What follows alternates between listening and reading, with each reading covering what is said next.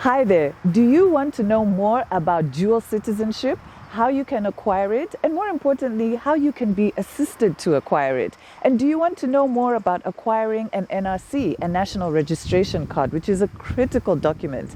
In today's video, I'm excited to have an expert in this field who helps Zambians like yourself who live abroad to acquire dual citizenship and their NRCs.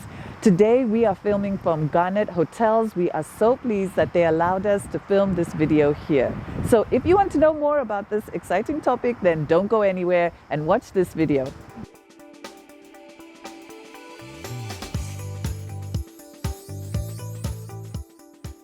If we haven't met before, my name is Natasha Chumia and I'm the director of Diaspora Connect. On this channel, we like to give you information and inspiration on the real estate market here at home in Zambia to help you buy property in a safe and reliable way. Now, in today's video, we've taken a slightly different angle. We're going to be talking about dual citizenship, the different ways you can get Zambian citizenship, and we're also going to be talking about the NRC, the National Registration Card, because this is a critical document you need to have if you are a Zambian. Now, why are we talking about this? Because being a Zambian citizen is the quickest way for you to own property here in Zambia. And I know this is a topical issue for many of you who live in the diaspora. So today, I'm going to be joined by Ramona Phiri from Flamingo Consultancy, who is an expert in helping Zambians who live abroad apply for dual citizenship and get their NRCs. And I'm really excited. I think you're going to learn a lot from this interview. Now, before we get into all of that, we are on the road to 10,000 subscribers, and we would really appreciate having your support. So please subscribe to this channel if you haven't done so and help us reach our milestone. Hi, Ramona. Hi, Natasha. Thank you so much for joining us. Yeah, I'm happy to be here. It's been a long time coming. Yes. So tell us about Flamingo Consultancy. Tell us about your business. Oh, right into it. Yeah. Flamingo Consultancy is a regulatory compliance management consulting firm. We are specialized in immigration support, company incorporation, and business licensing. So our goal is to support foreign individuals or organizations and Zambians living abroad in accessing government services. And I'm sure that's what people watching this video will want to know more about, especially that last part, the Zambians abroad. So before we go into how you help Zambians abroad, can you tell us what made you start this business? Well, first of all, I needed to find something to do other than work. I've been working, I think, for the past 9 or so years as an employee. And it more so borders on personal growth. I needed something that I could call my own, but also solving problems. What problems do you solve for people in the diaspora? So for people in the diaspora, mainly we help them with citizenship issues. So now you know that you can get dual citizenship. You can have a citizenship in your country of residence, and also as a Zambian, you can still maintain your citizenship. So there are people who lost their citizenship before the Constitution amendment of 2016. So those are the people we support most of the times. They'll call us, ask us about different ways they can, or what applies to their situation. Let's say maybe you're in Germany and you lost your citizenship. And you think, oh, because now Zambia has dual citizenship, now I can get it. So we are there to help and guide and say, okay, the country we are in doesn't support citizenship with Zambia. Or if you're in the States, we'll be like, okay, here it can work, and these are the requirements, this is what you need to put together to get this process to get this done. Yes. So that's a really good point. So tell us, what are the requirements first and foremost? It varies. So there are different ways that you can get your citizenship, dual citizenship especially. So if we're talking about registration, and this is a person who's never been a Zambian, even though they are of Zambian descent, they've never been a Zambian. First of all, they have to come to Zambia, live here for a bit, and then secure paperwork. So you will need a police clearance. You will need documentation of yourself, of your parents, because you have to prove that you are of Zambian descent. Okay. Yes, so you need documentation of your parents.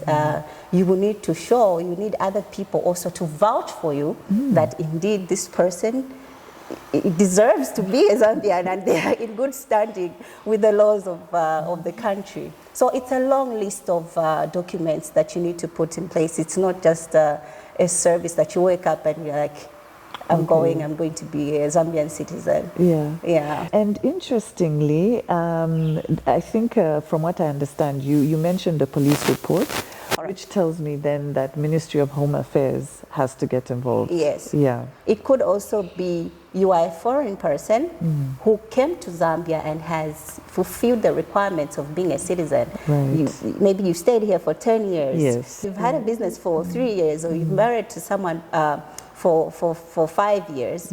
You do qualify to be a Zambian citizen, so you have to register. So I'm sure you see all sorts of scenarios. And I think you've mentioned one where, let's say, somebody's of Zambian descent, but they weren't born here. Now, what about for those, and these are the ones that I generally come across, where there's parents are Zambian and they were born here, but maybe they went abroad for school, and in that process, they lost their citizenship. What about for those who are actually born here?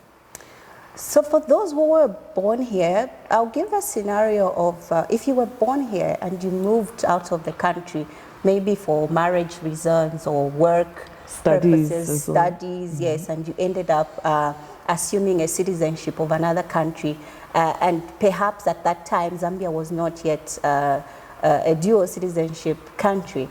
So for that one, you will have to get it via bestowal. Yes, so that one is much easier actually, because you can actually utilize the embassies of the country that you are residing in. Okay. Yes, I like to refer to the US because these are majority of the people that I've dealt with are living there. So mostly you can go to the embassy there and they will assist you with paperwork. They'll send back the details here and bestow your citizenship. So the one I'd mentioned earlier about registration is one where you were never a Zambian. Even though you were born to Zambians, perhaps at the time you were born, they had already left and they had already lost their citizenship. So you are not a Zambian. So that one you have to be here. But for cases like where your parents were Zambians and they already have their Zambian citizenship, you can do it via bestowal, you can do it by notice of acquisition. Yeah. Okay. So there are quite a few things I want to pick up on. When you say doing it through the embassies, now some of the feedback I've heard from people in the diaspora is that some embassies aren't very helpful, or that they move extremely slowly. Yeah. So what's your comment on that? What's the best way to work with the embassies? Really, I can't really comment on why the embassies are slow, but I think this is where people like ourselves, consultants, come in. Right. It's much easier to follow up because I believe with most of the government services that we get, it's all about following up. Remember, they are dealing with millions of people. So it's not just you. They're dealing with millions of people. And also, the embassies are relying on the offices back home. That's a good point. Yes. That's a good point. So it's not going to be a straightforward case where you apply and boom, after a few days, it's done. So it's a very long process and you have to be patient. Okay. Yes, but it helps when you have a consultant to move things quicker. Okay. So just to be clear then, the way I understand your role as you've described it is somebody can make an application to the embassy for bestowal. And then those documents are sent home and then you can follow them up from home. Is that correct? Yes, they can be followed up as long as the applicant has details that we can use to make a follow-up. Okay. Yes, that can be followed up. You have other services that will require you to be back here. So remember, there's one part of citizenship. And then there's the NRC itself. That one, whether you like it or not, you have to come here and get it. Okay, I'm going to talk about the NRC in a minute. But there was something else that you said which I just want to touch on before we move on to the NRC, which is the key document.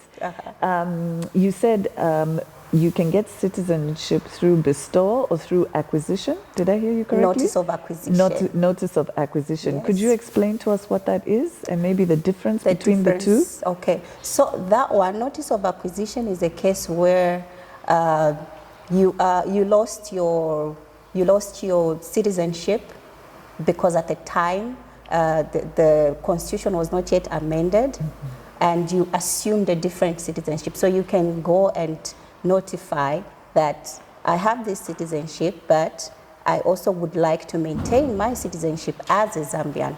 So they will keep that into the records and say, okay, you are still a Zambian and you have this citizenship.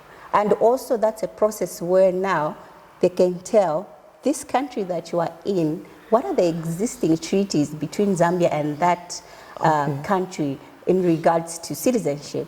So if that country does not accept dual citizenship to Zambia, you can't apply. Okay. Yeah, you can't apply. Are there situations like that? Yes.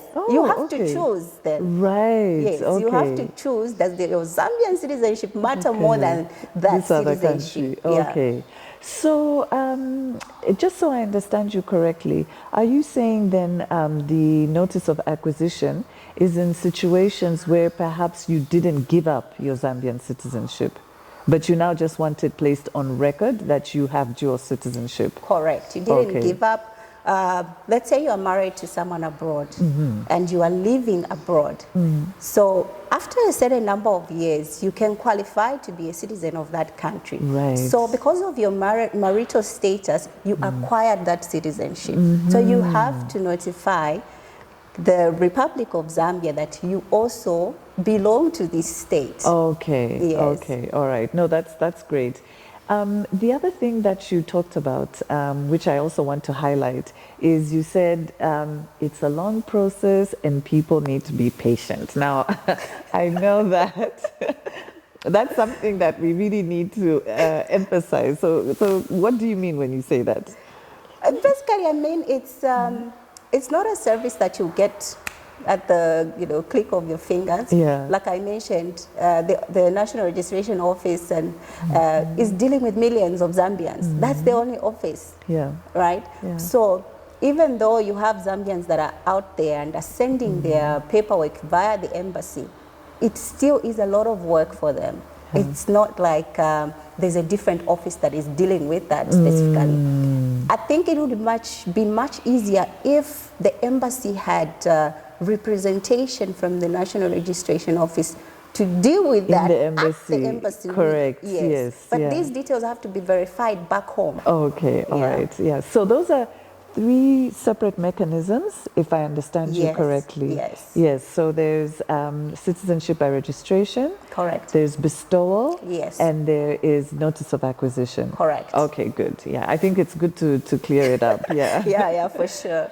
Okay, so now let's come to the all-important NRC. So tell us about the National Registration Card. I think it's the most important document a Zambian can have. Yeah, it is. And I think this is why the emphasis is placed on citizenship, because first of all, you have to register as a citizen, but without that card, there's nothing that you can claim here. Even to vote, you will need that card. And if you don't have it, you can't just say, look, I'm registered as a citizen. You can't say that. Yeah. So it's the mode of proof that shows you are a Zambian. Okay. And it gives you rights and freedoms of this country, even responsibilities of this country. Right. So you can buy land here. Yes. You can own a business here. You can come and vote and decide, which political person you want to run the affairs of the country. So it's a document that is very important to individuals, and it gives you a lot of access Yes. to resources of the country. Yes, I Yeah. think I really like the way you've made that point, because I think sometimes people think that having a passport is important, but actually having the NRC is more important than the passport. I think. Of course, yeah. You can't even get the passport Yeah. without the The NRC. NRC, yes. Yeah, it is like the doorway to a lot of things. Yes, Yeah. yes. Okay. So how do you then help Zambians who are abroad get an NRC? Like you said, some people may have left before the required age of 16. Yeah. Maybe some have had children there. Yeah. They now want them to get an NRC. How do you help them with that process? Yeah, so I think this is an expense attached to it. When you want to come and get an NRC here, because you have to come physically, right? So you may consider, you have the option of coming here with your child, or you could send them back here to come and get it. So when you send them back here, you have people like myself and Flamingo Consultancy to help you navigate the systems. Where do you go? What kind of documentation do you need? Things like that. So this is where we come in to help. We help in facilitating the obtaining of the NRCs, because we understand that you've been away for so long. That's right. You may not know which office to go to. You may go to an office and you are standing there for an entire day just to be told it's not here. You are somewhere supposed else. to be. Yes. So people like myself are there to help you to go to the right place and get the right paperwork and save you time. Okay, Yeah. that's great. That's so important, you know, Yes. someone to help you navigate the process, save you time. Yeah. Now, what about for those who are over age? Because I talk to people who are like, I'm 25 now, I'm 45, Yeah. I want to get my NRC. Or my child they've just finished university, Yeah. they want the NRC. Is it possible to get an NRC at that age, and how would you help? Most definitely. For as long as your citizenship issues have already been sorted out, you can still get an NRC at any point of your age, because the registration office also understands that they have people who are living outside of the country. So you can get your NRC at any age, at any point of your age in life. No, that's great. Yeah. Okay, so now let's talk about fees. Yes. I know that, for people out there might be some resistance to paying a professional consultant like yourself. Maybe they want to use relatives, people who say that they can help them. Maybe they've got an uncle who works Kuboma. What would you say about that? I think that money has got it's an emotional subject. People attach emotions when it comes to money. And I also believe that people want to spend money where they get value. Yeah, so let me give you a scenario, right? If you lived abroad and you had a child, okay? Let's forget about all the other intricacies and issues. You lived abroad, you have a child there. They are of age and they need to pick up their NRC. So what option would you pick? To send your child down to Zambia and maybe pay $100, $150 to a consultant to get that and to help them get that NRC? Or would you rather come down, buy 2 air tickets, round trip? Which option would you pick? Oh, definitely the one where I can make some savings. Exactly. So, like I talked about value. So this is the value that consultants like myself bring. We want to help you save your time. We want to help you save your money, Okay. Yes. Okay, great. Lastly, thank you. You've shared so much information, but I just want to ask you about yourself. Tell us about yourself as we wind up. You mentioned you're a political scientist, but just tell our audience a bit more about who you are and your background. Oh, yeah. Where do I start from? I'm a government liaison specialist, yes, and owner and founder of Flamingo Consultancy Limited. As I mentioned earlier, I'm a political scientist by training. Yes. Prior to me founding Flamingo, I've worked for the government. I've also worked for the private sector, even the NGO sectors themselves. Yeah. So I can say that my work background, has given me the well-rounded experience that I needed to actually do the work that I'm doing currently. Yeah. Ramona, thank you so much. I've learned a lot from this interview. Thank you for sharing your knowledge and wisdom with our audience. Thank you so much for having me, and congratulations. I want to commend you on the growth of your channel. It's growing. Thank you. So I hope you guys found that video informative and useful. I know that I certainly learned a lot about the different routes to citizenship. Now, if you're not in our Facebook group, then you definitely want to go there and request to join our group, because Ramona is going to be in there giving us some additional advice and offering a free consultation. So make sure that you join our group if you're not in there already. Now, we also want to thank Garnet. Thank you so much to the people at Garnet for allowing us to film here. We are on the road to 10,000 subscribers. You know, I have to remind you guys about this again, because we want your support to help us get there. So if you haven't done so already, then please make sure you subscribe to our channel and hit the notification button so you don't miss any of our videos. And please like this video if you did find it useful. Also, share it with a Zambian in your community. That will also help us reach our goal of 10,000 subscribers. Don't forget to connect with us on social media, because we love to chat with you guys there. And otherwise, it's bye for now.